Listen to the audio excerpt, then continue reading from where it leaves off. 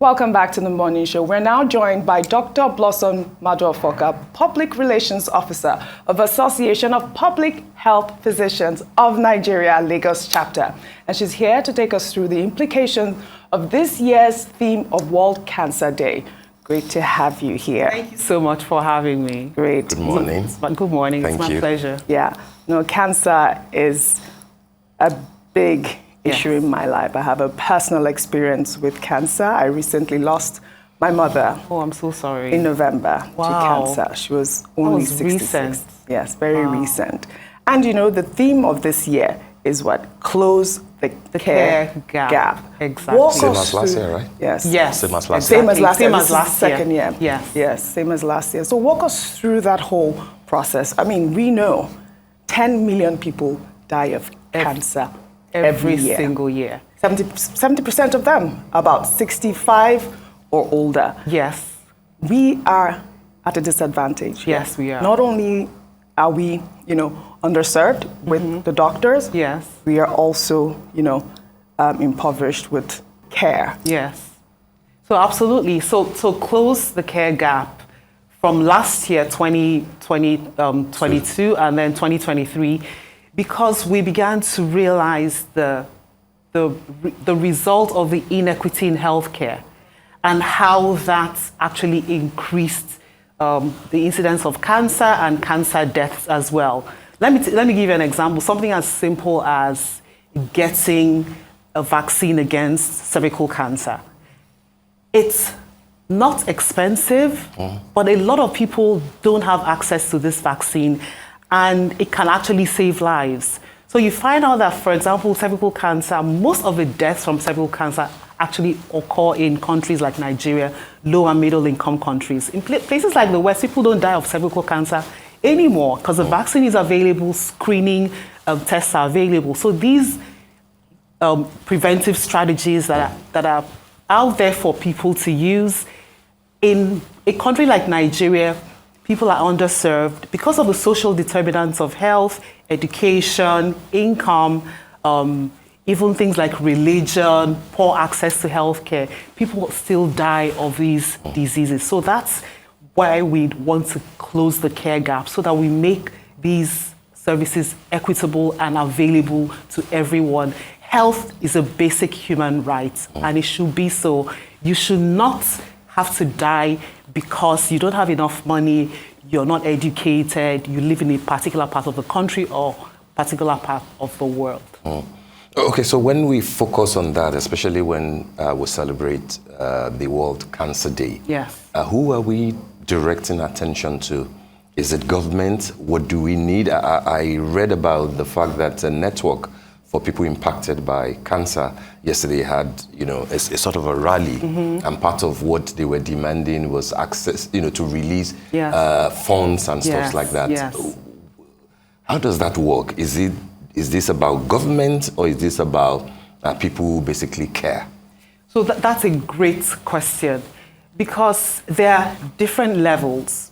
So at the global level, the multilateral organizations like the World Health Organization invest in research, invest in educating the world in general about advocacy, preventive strategies for cancer.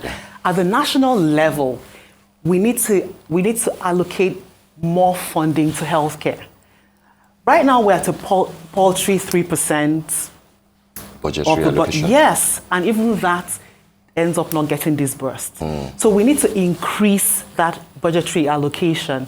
Another thing we need to do at the state levels, at the local government levels, we need to increase our investment in primary healthcare, and that's the very first access that people have to healthcare in Nigeria. And that's very, very simple, easy way to broaden health access for Nigerians. At the organizational level, like an organization like yours, there are things that you can do as well. You can promote physical activity. People actually don't realize that physical activity can actually prevent breast cancer, colon cancer, just to name a few. So you can promote physical activity, smoking cessation. There are things that you can do. In the healthcare setting, people like myself physicians, you can educate your patients.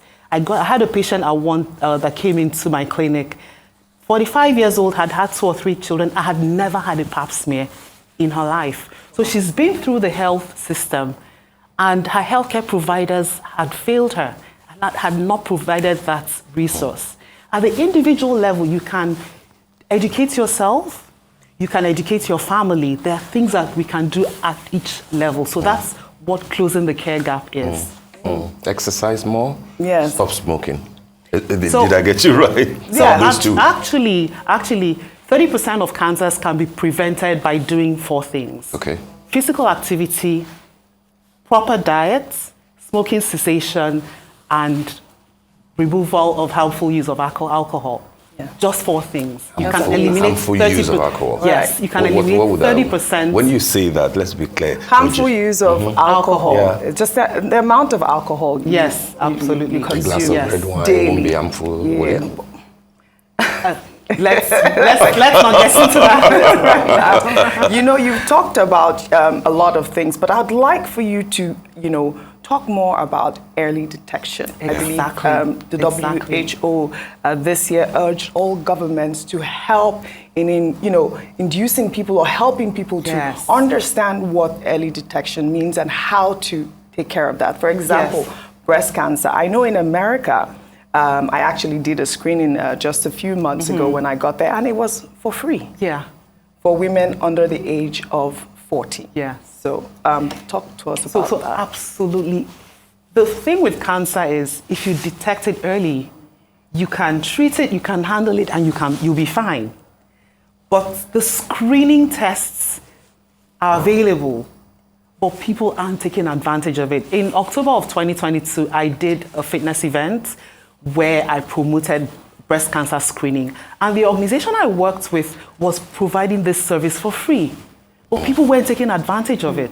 So we need to remind people repeatedly, like on platforms like yours, individuals like myself, healthcare professionals, we need to remind people that they need to take advantage of these screenings. Some of them are so cheap, like the pap smear, for example, it's not even up to 3,000 naira.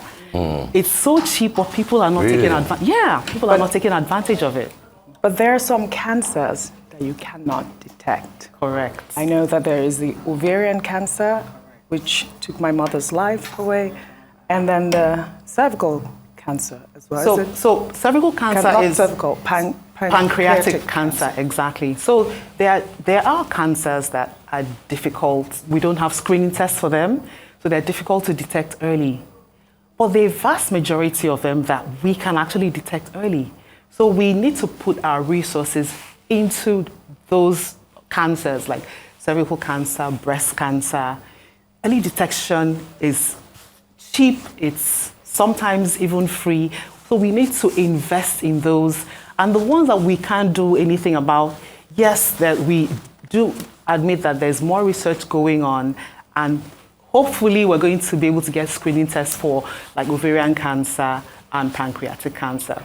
I mean, all through the pandemic era, the impression that a lot of people took away was the fact that most governments, particularly in developing countries, in Africa especially, neglected other ailments, because of COVID. Do you think that things are back to normal? Are things improving now? Because all we were hearing was just COVID, money voted out, vaccines, emphasis on it. But then here you are saying that even for simple tests and some vaccines, no access to it. Yes. Are things changing? What's the likelihood of things changing? You bring up a very, very important point, because the pandemic actually set us back.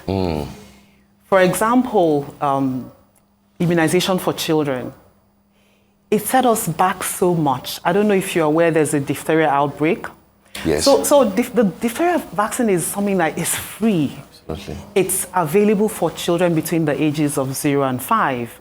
But because of the pandemic, a lot of children were not getting the vaccine. So now we have the outbreak.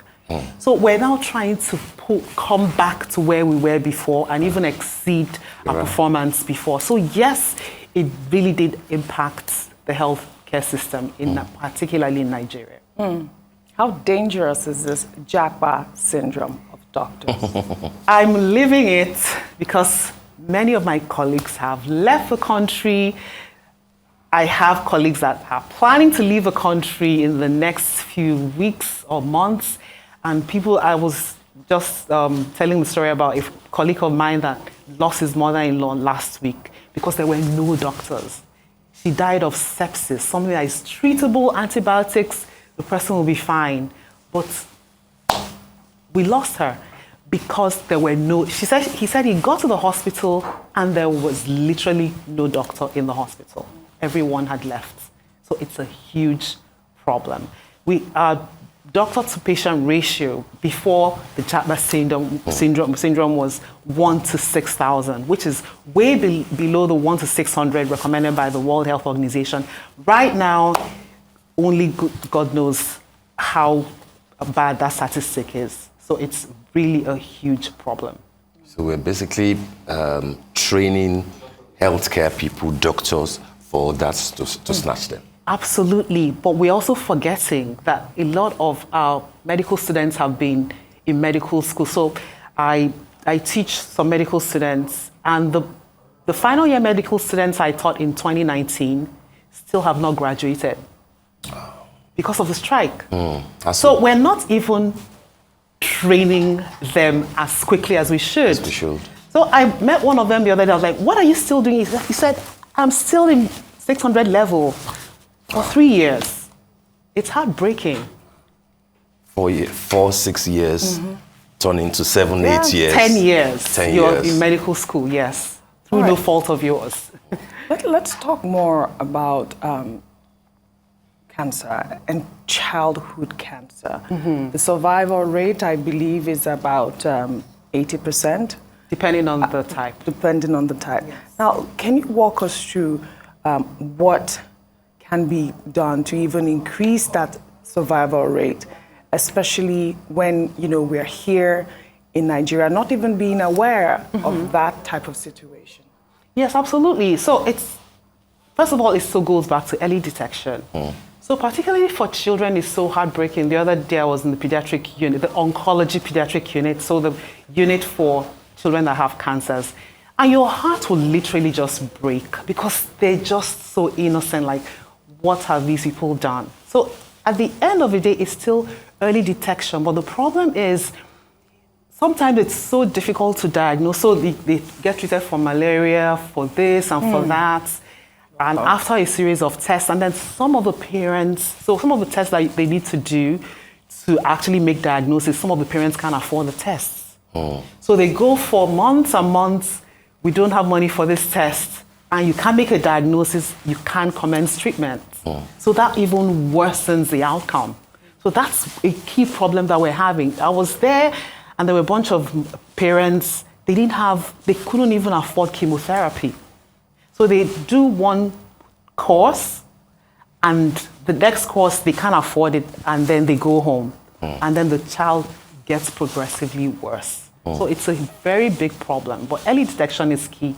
But availability, access to healthcare is a key problem, particularly financial constraints for parents. And that is your point in terms of, people that could not even afford chemotherapy. Exactly. It's not even just in Nigeria, it's everywhere. It's everywhere. It's across the world. Exactly. And so once we, eliminate that problem in terms of early detection, what are preventative measures for people that have already been diagnosed with cancer so that they can live cancer-free? Yes. So, like I said, early detection really is the key driver to survival from cancer.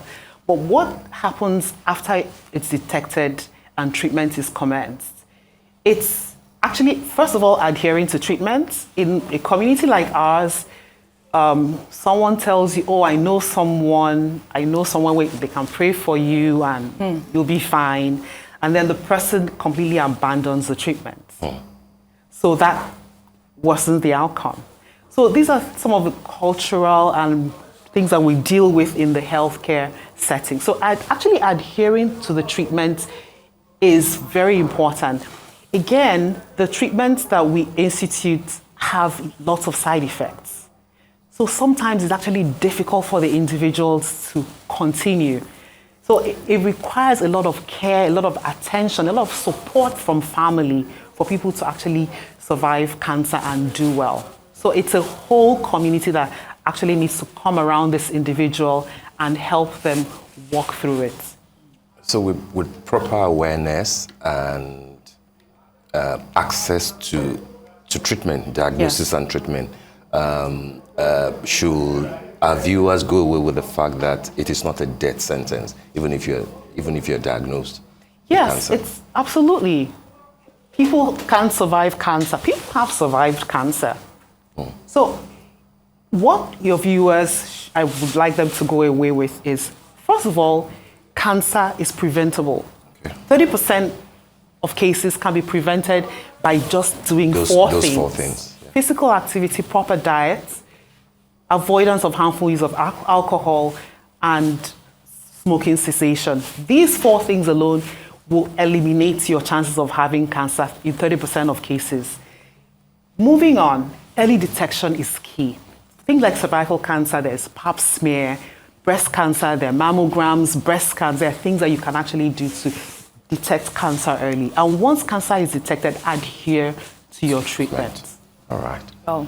Thank you. Thank you very much for joining us on the morning show and educating our viewers.